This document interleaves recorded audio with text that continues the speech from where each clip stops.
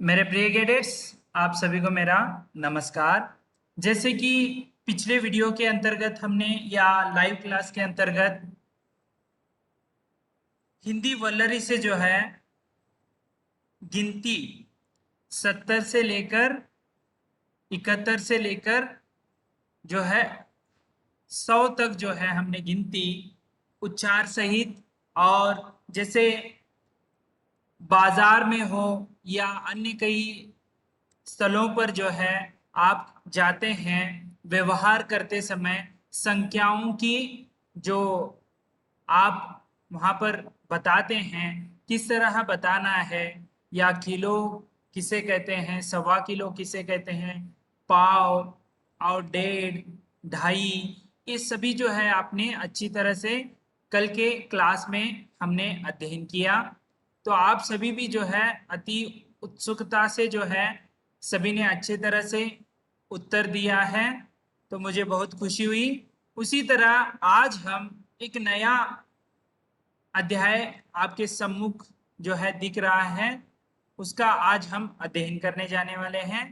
और पाठ का पाठ पाठ संख्या है 16, जिसका शीर्षक है बूंद बूंद से सागर। तो इससे आपको पता चलता है ये एक कविता है, और यह एक बाल कविता है। और हिंदी साहित्य के अंतर्गत, यानी हिंदी साहित्य जो है सभी कन्नड़ साहित्य होता है, हिंदी साहित्य, मराठी साहित्य, तेलुगु साहित्य, उसी प्रकार हिंदी साहित्य के अंतर्गत बहुत सारे भाग बनाए गए हैं, प्राचीन, मध्य, और जो ये है कविताएं हैं ये आधुनिक कविताएं हैं। ठीक है, तो उसके अंतर्गत ये एक बाल कविता है। तो बूंद बूंद से सागर, यह शीर्षक से ही आपको पता चलता है कि इस कविता के शीर्षक से ही कि बूंद बूंद यानी छोटे छोटे बूंद जो होते हैं, आप यहाँ पर नीचे चित्र भी उसका देख सकते हैं। तो बूंद बूंद से ही क्या बनता है, सागर। सागर कितना विशाल होता है, आपने कभी देखा है तो आपको पता चलेगा। जहां आपकी नजर जाएगी वहां पर जो है सागर में पानी गहरा, और हर जगह आपको पानी ही पानी दिखेगा। तो कितना आप सोच नहीं सकते कि कितना गहरा है और कितना विशाल रूप में है। उसी प्रकार बूंद जो है आप देख सकते हैं और कितना छोटा होता है, वे मिलकर ही क्या बनते हैं, आगे सागर बनता है। इसका अर्थ जो है हम भावार्थ जो है आगे देखेंगे। तो उससे पहले इस कविता के लेखक कौन है, कवि कवि कौन है, ठीक है क्षमा कीजिए, कवि कौन है। तो इस कविता के कवि हैं केदारनाथ कोमल।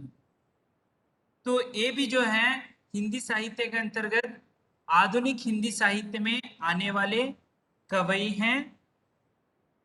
तो इस कविता को पढ़ने से पहले हम उसका उनका थोड़ा बहुत कवि परिचय जो है देखेंगे किस प्रकार है। प्रस्तुत कविता के कवि हैं श्री केदारनाथ कोमल। तो केदारनाथ कोमल, इनका जो जन्म है ये पंजाब में इनका जन्म हुआ 1931। इनका जन्म काल जो है 1931, पंजाब के अंतर्गत इनका जन्म जो है राज्य में हुआ है। तो ज्यादा बहुत उसके अलावा जानकारी यहाँ पर नहीं दिया है, फिर भी मैंने आपको जो है बताया कि कौन से राज्य में और कब हुआ जन्म उनका। तो आप हिंदी के समकालीन कवियों में प्रसिद्ध हैं। आधुनिक काल में जो है बहुत सारे नकेतन, मितक कविताएं, उसी में ये कौन से समकालीन कविता के कवियों में कवियों में जो है ये प्रसिद्ध माने जाते हैं। क्यों? क्योंकि इनके बहुत कविताएं जो हैं बहुत सारे, वे बहुत ही आकर्षित, और उसमें कुछ ना कुछ जो है उद्देश्य छिपा होता है। तो देखिए आगे, बूंद बूंद से सागर कविता आशा की किरण कविता संग्रह से ली गई है। तो देखिए कविता संग्रह यानी बहुत सारे कविताएं एक जो है संग्रह यानी एक कविताओं का जो भंडार होता है उसका एक टाइटल दिया जाता है, शीर्षक दिया जाता है आशा की किरण। ये केदारनाथ कोमल जी का एक कविता संग्रह है, उसके अंतर्गत बहुत सारे ऐसे कविताएं होती हैं। ठीक है, तो उसमें से एक कविता आपके जो है पाठ्यक्रम में रखा गया है जिसका शीर्षक है बूंद बूंद से सागर। आपके लिए बहुत ही महत्वपूर्ण है क्योंकि इससे आपको एकता का और किस तरह अनजाने चीजों को या अनदेखी चीजों को भी महत्व देना है, ये इस कविता के अंतर्गत आपको समझ में आ जाए।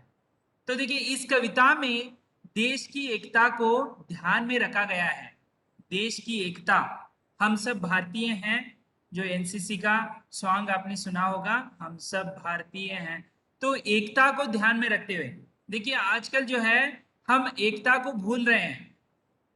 हम क्या कर रहे हैं, हमारा धर्म अलग, आपका धर्म अलग, ऐसे करते हुए एकता को तोड़ने की कोशिश कर रहे हैं। उसे ना हम तोड़ने के बजाय क्या करना है, एकजुट होना है। ठीक है, एकता में बल है। ये देखिए आपने इस कहानी को, एकता में बल है, इस उद्देश्य का जो कथन एक कहानी आपने पहले भी पढ़ चुके हैं। यही कविता का आशय है। कविता का आशय कह लीजिए, कवि का आशय कह लीजिए, सभी एक ही होता है कि आपके सम्मुख जो है एकता में बल किस तरह है और देश की एकता को किस तरह हमें बनाकर रखना है।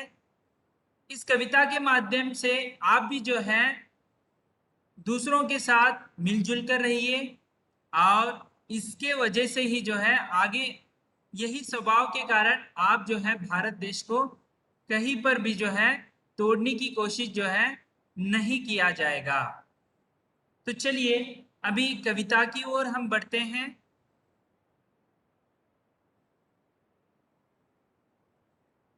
देखिए यहाँ पर एक बॉक्स दिया गया है, उसमें छोटा सा सारांश यानी संक्षिप्त सारांश इसमें दिया गया है। क्या उद्देश्य है इस कविता की वो हम अभी देखेंगे। तो देखिए इस कविता के द्वारा छात्र यानी कैडेट्स सीख सकते हैं कि छोटी छोटी बातों पर ध्यान देने से बड़े बड़े सार्थक काम बनते हैं। सार्थक का है यानी अच्छे काम, बुरे भी काम होते हैं, लेकिन यहाँ पर सार्थक का है जिसका अर्थ हो, किसी का भलाई हो। छोटे छोटे अन्य काम भी होते हैं, यहाँ पर सार्थक काम कहा है। देखिए यानी कार्य कह लीजिए।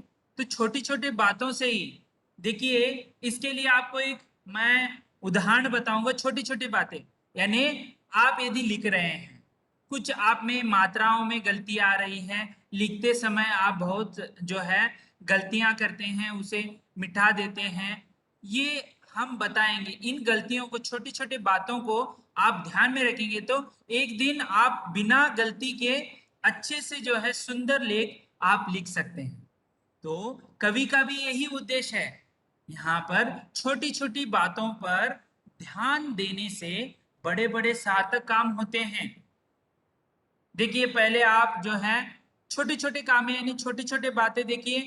तो आप हर दिन जो है स्कूल में समय पर नहीं आते हैं, तो ये छोटे बात हो सकती है, लेकिन उसे किसी टीचर या शिक्षक कहने पर आप उन बातों को ध्यान में रखकर जो है हर दिन जो है समय पर, सही समय पर आएंगे तो ये बातों को ध्यान में रखने पर आप जो है अनुशासित यानी जो डिसिप्लिन एक विद्यार्थी के रूप में आप आगे जाकर उभरेंगे।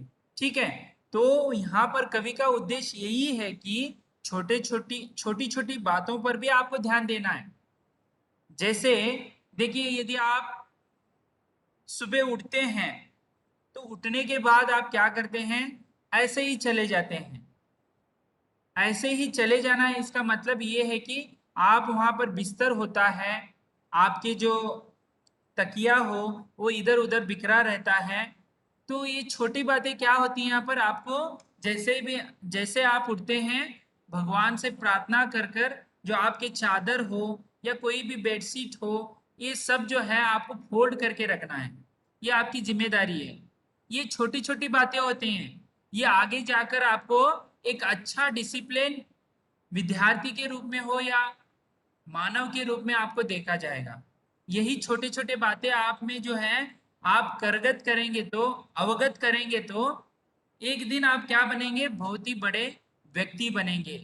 जैसे आप उदाहरण ले सकते हैं महान पुरुषों के, गांधी जी हो, महात्मा गांधी जी, अब्दुल कलाम जी, ये सभी जो हैं ऐसे छोटे छोटे बातों पर ध्यान दिए हैं। आज वो देश के अत्युत्तम जो है महापुरुषों में गिने जाते हैं।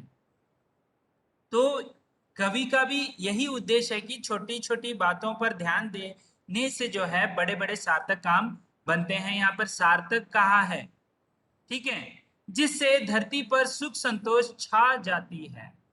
देखिए, जो आप एक पेड़ का उदाहरण लीजिए।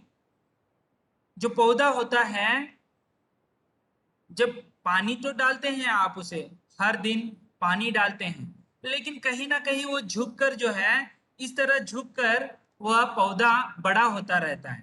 तो आप उसे क्या करते हैं, उस समय एक छोटी बात होती है कि उसे छोटा सा आधार दे। एक छोटी सी लकड़ी हो या उसे जो है बांस की लकड़ी हो, उसे आधार दिया जाए ताकि वो सीधा बढ़ सके। तो उस समय वो छोटा लगता है, लेकिन वह आप कार्य करने से क्या होगा, आगे वह पेड़ बनेगा, तो वो सीधा जो है पेड़ बनेगा। ना बल्कि आप उसे नजरअंदाज किया तो वो पेड़ ऐसे झुकते हुए ही आगे बढ़ सकता है। इसीलिए यहाँ पर भी कवि वही कह रहे हैं कि आपको छोटे छोटे बातों पर भी जो है ध्यान देना है। इसी से आप जो है एक महान व्यक्ति बन सकते हैं। तो चलिए, एक बार मैं इस कविता को पूर्ण रूप से स्वस्वर में वाचन करता हूं, उसके बाद जो है इसका शब्दार्थ देखते हुए इस कविता का हम विवरण करेंगे। तो देखिए, बूंद बूंद के मिलने से बन जाता है सागर, सूत सूत के मिलने से बन जाती है चादर। मिनट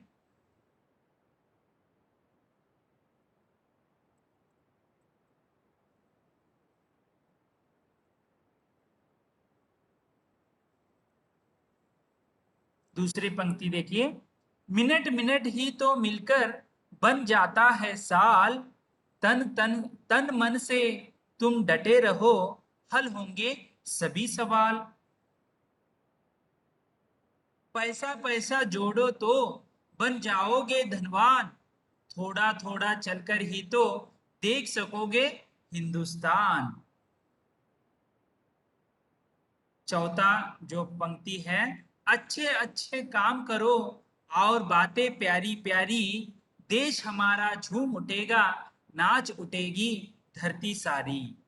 तो इस तरह एक छोटी सी, बहुत ही इसमें अर्थ गर्भित है, ठीक है, बहुत ही गहरा इसमें अर्थ है।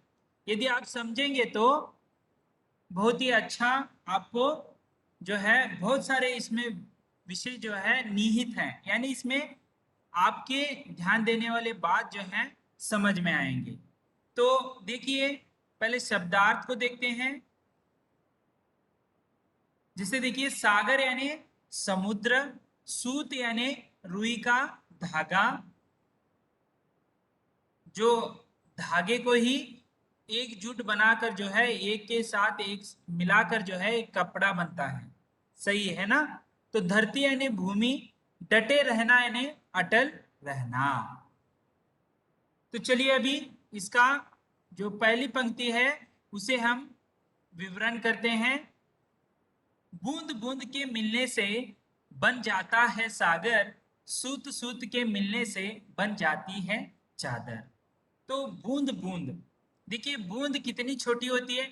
आप जब भी वर्षा होती है, बारिश होती है, तो यदि आप बाहर जाएंगे तो बूंदे जो हैं आपके ऊपर गिरती हैं, आप आनंदित भी होते हैं। कभी कभी क्या हो जाता है, आपके माता पिता या बड़े जो बुजुर्ग हैं वो आपको डांटते हैं कहीं आपको जुकाम ना हो जाए। लेकिन कभी कभार भीग जाते हैं, बहुत ही आपको आनंद महसूस होता है। लेकिन यदि आप तंदुरुस्त हैं तो आपको कुछ नहीं होगा। लेकिन बहुत सारे जो बच्चे हैं, कोई भी बड़े लोग हो, वो बारिश में भीगना बहुत ही पसंद करते हैं, उनको अलग अलग सा ही खुशी मिलती है। तो देखिए यहाँ पर पहले पंक्ति में यही कह रहे हैं कि बूंद बूंद जो है मिलकर बन जाता है सागर। इसका अर्थ यही है कि बूंद, आपको एक उसका बूंद जो है अलग कीजिए, कितना छोटा होता है। यही बात कह रहे हैं कवि कि बूंद इतना छोटा होता है, वही संग्रह होने पर, एक साथ मिलने पर जो है वो क्या हो जाता है, सागर बन जाता है। बूंद कहाँ गिरती हैं, जैसे नालों या तालाबों या झरनों पर गिरते हैं, झरने के जो बगल में, तब वह जाकर जो झरने के रूप में नीचे गिरते हैं, उसके बाद जो है वह नदी के रूप में बहकर जो है सागर में मिल जाती हैं। तो इसका मतलब यही कहना है कि जो छोटी छोटी बातें यहाँ पर आप इसके जरिए उदाहरण यही कह रहे हैं कि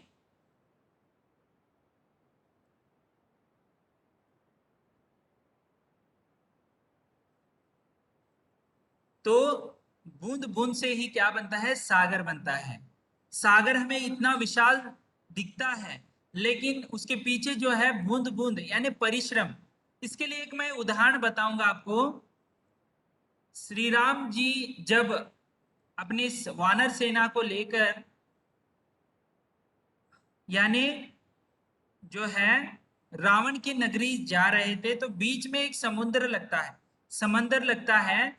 तो वहां पर पहुंचने के लिए इनके पास विमान नहीं थे, अन्य साधन नहीं थे, तो उनको वहां पर एक पुल बनाना था, पुल यानी ब्रिज।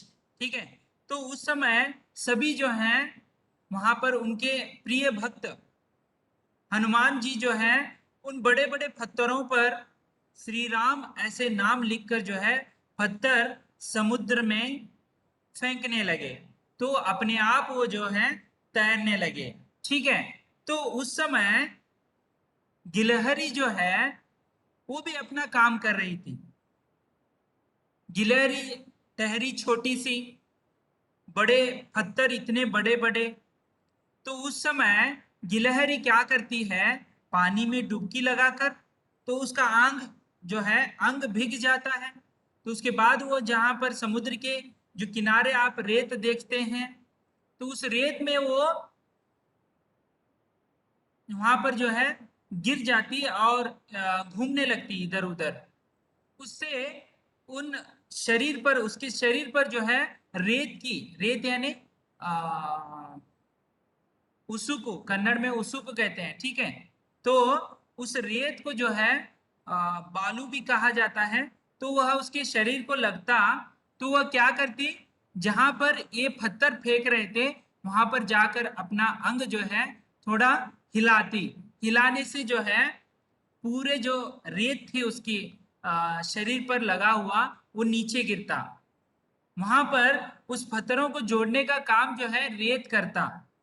तो देखिए यहाँ पर एक छोटा गिलेरी है, उसका भी काम को जो है नजरअंदाज नहीं करना चाहिए। वो भी एक अच्छा काम ही कर रहा है, और उससे जाकर जो है फूल को जो है पत्थरों से, जब एक पत्थर दूसरे पत्थर से मिलना है, तो इस रेत का जो है बहुत ही काम वहां पर। आप देखिए यदि आप इमारत जो है बांधते हैं, कोई बिल्डिंग बांध रहा है, तो उसमें जो है ईंट रखे जाते हैं, उसमें सीमेंट और रेत का बहुत ही होना जरूरी होता है। उसे मिलाकर ही जो है उसके ऊपर ईंट को रखा जाता है। तो ऐसा काम जो है गिलहरी ने किया, लेकिन गिलहरी को देखकर हंस रहे थे लेकिन उसका काम जो है छोटा, आपको छोटी लग रही होगी वह कार्य, लेकिन वो जो है पुल बनाने में उसका भी सहयोग रहा।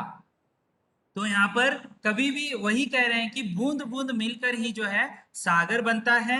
और उसके प्रकार सूत सूत यानी धागा, ठीक है, धागा जो है, धागा आपका जो ये मैं पहना हुआ शर्ट हो या आप पहने हुए कोई भी जो वस्त्र हैं, वो किससे बनते हैं? धागे से। धागा जो है एक साथ मिल जाता है, ठीक है, एक के साथ धागे मिलने से ही जो है ये कपड़ा बनता है। तो एक धागा आप अकेले में उसे निकालेंगे एक धागे की, तो उसका उतना आपको महत्व नहीं लगेगा। इससे क्या होगा, जब वह मिल जाएंगे, सूत एक साथ मिल जाएंगे, तो वह क्या बनेगा? चादर बनेगा, जो आप जो है ठंडी के समय आप उसे गर्मी महसूस कर सकते हैं उस चादर में। तो देखिए यहाँ पर कहीं ना कहीं आपको ये ध्यान में रखना है, कोई भी चीज जो है उसका महत्व किसी ना किसी वक्त होता है। और छोटी छोटी बातों को इसके जरिए, इस कविता के इस स्टैंजा के माध्यम से आपको ये समझना है कि कहीं ना कहीं छोटी छोटी बातें होती हैं, उसे सुधारने से जो है आप आगे एक महान जो है एक महापुरुष बन जाएंगे। यहाँ पर बूंद बूंद मिलने से सागर बना, यानी महापुरुष का, यानी सागर जो है विशाल होता है। सूत सूत मिलकर जो है चादर बनती है। देखिए जब चादर सागर कहेंगे तो आपको कैसा लगेगा? अच्छा लगता है, लेकिन ये कैसे किससे बने हैं? बूंद बूंद से सागर बना है, सूत सूत मिलकर ही तो जो चादर बना है। इसका मतलब परिश्रम जो है आप करते रहना है। भले ही आप एक ही बार जो है परिश्रम करके आप जो है हासिल नहीं कर सकते। जैसे और एक उदाहरण बताता हूं, यदि आप एवरेस्ट, माउंट एवरेस्ट जो है चढ़ रहे हैं, तो एक ही दिन में फटाक से छलांग मारने से आप एवरेस्ट के शिखर पर नहीं पहुंच सकते। इसके लिए थोड़ा थोड़ा स्टेप बाय स्टेप आपको एक दिन में इतना चलना, ऐसे थोड़ा थोड़ा करके जो है आप एक बार शिखर पर जो है पहुंच सकते हैं। तो शिखर पर पहुंचने के बाद जो है आपका जो नाम जो है बहुत ही प्रसिद्ध हो जाएगा कि आपने शिखर को जो है चढ़ लिया। इस तरह तो यहाँ पर छोटी छोटी बातों को भी आपको ध्यान में रखना है। तो समझ में आया आपको? आज हमने बूंद बूंद से सागर के कविता के अंतर्गत एक जो पंक्ति है उसका हमने विस्तृत अध्ययन किया आज।